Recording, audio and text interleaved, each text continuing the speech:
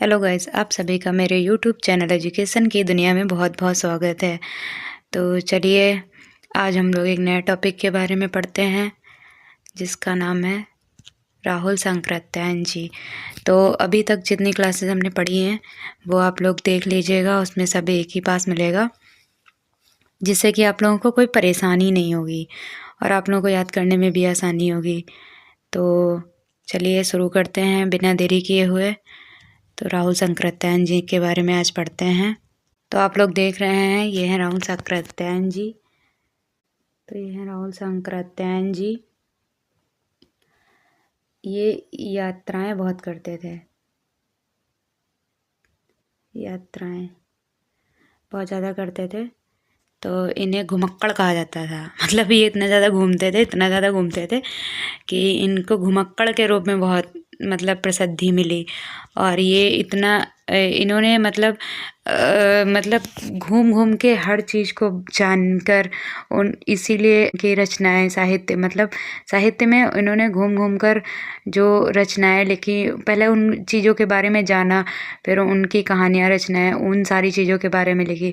तो ये मतलब एक जगह कभी रुकते ही नहीं थे, आज यहाँ तो कल वहाँ, वो वाला इनका था।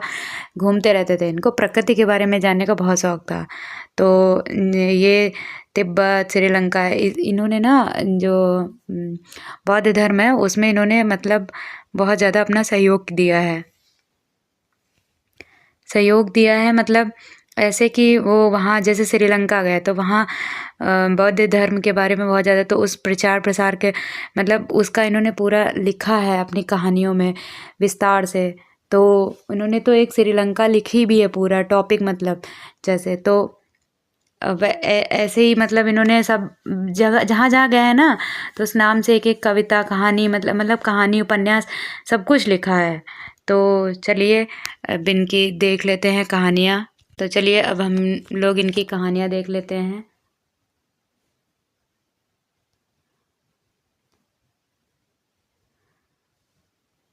सतमी के बच्चे, बहुरंगी मधुपुरी, कनौला की कथा। तो इनकी 3 महत्वपूर्ण कहानियाँ हैं। आप लोग ये मत सोचिएगा कि इनकी 3 ही कहानियाँ इनकी बहुत हैं, लेकिन मैंने लिखी सिर्फ वही हैं जो एग्ज़ाम पेपर में पूछी जाती हैं। तो आप लोग इन तीनों का नाम याद रखिएगा, बहुत इम्पोर्टेंट है। वैसे इनको बस ज़्यादातर इनके बारे में इनके उपन्यास और इनके वो यात्रा वृतांत वो ज़्यादा पूछे जाते हैं। ये कहानियाँ पूछी जाती हैं लेकिन बहुत कम पूछी जाती हैं, तो उनके बारे में भी एक एक करके पढ़ेंगे। तो ये इनकी 3 कहानियाँ हैं, आप लोग याद रखिएगा और आप लोगों को आसानी से याद हो जाएँ कहानियाँ। तो मैंने इसीलिए सारे जितने पढ़ाए हैं अभी तक और जितने पढ़ाएंगे आगे उनकी सबकी फ़ोटोज़ भी साथ में लगा देते हैं जिससे आप लोगों को आसानी से याद हो सके।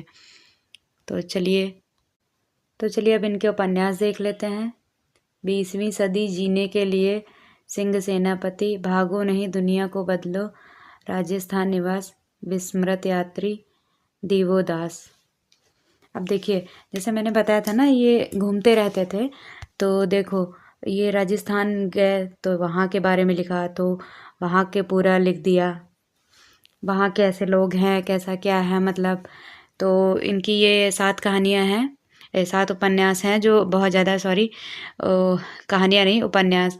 तो ये याद रखिएगा आप लोग। 20वीं सदी जीने के लिए, सिंह सेनापति, भागो नहीं दुनिया को बदलो, राजस्थान निवास, विस्मृत यात्री, दीवोदास।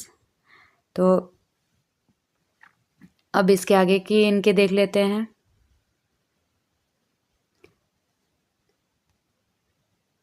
तो चलिए अब इसके आगे इनके आगे का जो यात्रा वृत्तांत वगैरह हैं वो भी देख लेते हैं। तो अब हम लोग इनके यात्रा वृत्तांत पढ़ते हैं। मेरी जीवन यात्रा, मेरी लद्दाख यात्रा, किन्नर प्रदेशों में, रूस में 25 मास, यूरोप यात्रा। ये देखिए इनकी यात्रा वृत्तांत, ये बहुत इम्पोर्टेंट है, बहुत ज़्यादा इम्पोर्टेंट है। तो मेरी लद्दाख यात्रा, ये लद्दाख गए तो वहाँ लिख दी कहानी एक अपनी, मतलब उस वहाँ की यात्रा के बारे में इन्होंने पूरा लिख दिया कि कैसा कैसा है वहाँ, कैसा क्या नहीं, ऐसे मतलब मेरी जीवन यात्रा, मतलब टहलते रहते थे ना, तो अपने जीवन में क्या क्या यात्राएं करी उनका सब लिख दिया। फिर रूस में 25 मास रूस टहलने चले गए, यूरोप यात्रा। तो इसीलिए इनको घुमक्कड़ कहा जाता था, किन्नर प्रदेशों में हैं, जैसे जहाँ गए वहाँ के बारे में लिख दिया। तो आप लोग खुद ही समझ सकते हैं कि ये कितना घूमते थे, तभी इनको घुमक्कड़ के नाम से जाना जाता था। तो चलिए अब इसके आगे का भी इनका देख लेते हैं। तो चलिए अब हम लोग इनके यात्रा साहित्य पढ़ लेते हैं।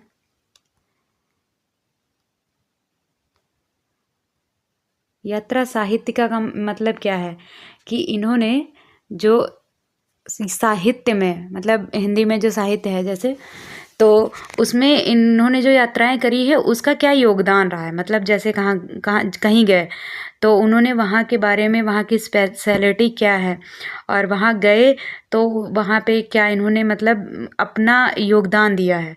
तो मतलब वो चीज़ उसमें इसमें इन्होंने लिखी है यात्रा साहित्य में। मतलब जैसे श्रीलंका गए तो वहाँ बौद्ध धर्म का प्रचार प्रसार का पूरा लिखा, तो इससे बच्चों ने पढ़ा तो उसके बारे में उनको पता चला।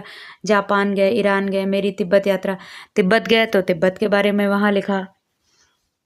विश्व की रूपरेखा, शांति निकेतन में तिब्बत में 1.25 वर्ष।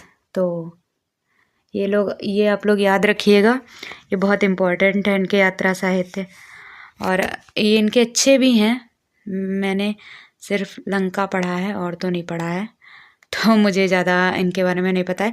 लेकिन लंका तो बहुत अच्छा है, वहाँ इन्होंने बौद्ध धर्म का पूरा प्रचार प्रसार करा है। तो ये इतने हैं, याद रखिएगा। वैसे भी ये तो देशों के नाम हैं, तो बहुत आसानी से आप लोगों को याद हो जाएंगे।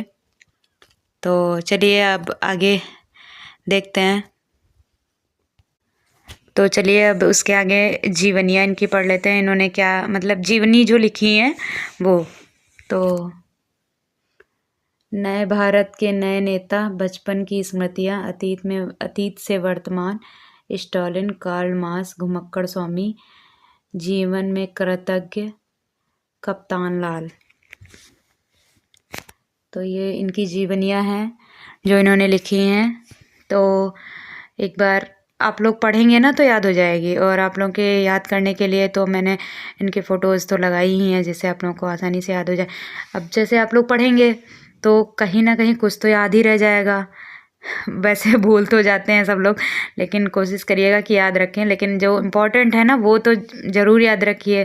तो जैसे इनकी घुमक्कड़ स्वामी है, कार्ल मार्क्स है, स्टालिन है, तो ये जैसे है ये इम्पोर्टेंट हैं। और ये कप्तान लाल, और ये बचपन की स्मृतियाँ, अतीत, ये सारी इम्पोर्टेंट ही मैंने लिखी, ज़्यादा है ही नहीं।